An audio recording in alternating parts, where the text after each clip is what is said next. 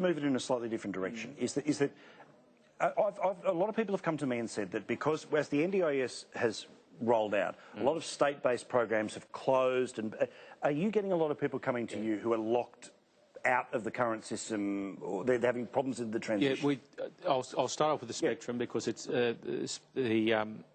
the spectrum, as it's been described, is a whole mixture. And certainly autism spectrum, Australia and New South Wales, we have a very large school in my electorate, 10 minutes from where I live, and I've had a lot to do with that school in the last year and a half, 2 years. It is a growing issue in suburbia in Western Sydney, firstly because it's being diagnosed differently now, and also we're seeing that. And it is a growing issue more and more. So it impacts not only with the NDIS and the medical profession, but also our schools. And it's very important that we do recognise what the spectrum is, recognise that there is funding for that and early intervention and other things.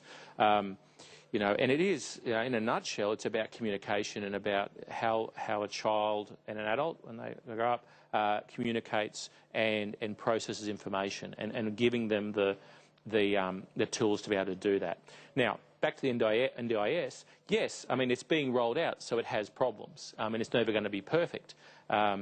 We have people who are more and more getting involved in it and getting their children and young adults and old adults involved in NDIS and getting in the system. You've got providers coming out more and more, and it is still being rolled out in a lot of parts of Australia. It isn't everywhere yet. So there are some people who are having difficulties getting involved. People are finding it very easy. So there's different stories. But I have to say, people on the lower end of the spectrum, of the autism spectrum, I don't see them going to the NDIS much. They're not the people that come and I talk to. They're the people that's usually on the other end, because a lot of the time the support's there. Now, you're right, government cutbacks at a state level, especially because of education cutbacks. They've got Gonski coming in, but you know that's not helping a lot of the infrastructure and a lot of the other things coming in. And we talked about refugees last week.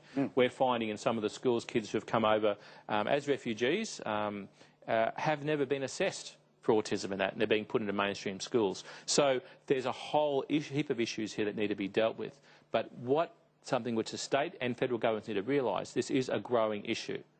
And I've had a number of principals say to me that the Education Department in New South Wales isn't facing up to the fact that this is a growing issue in Western Sydney. It's interesting. I mean, in part, we've got to take a break. But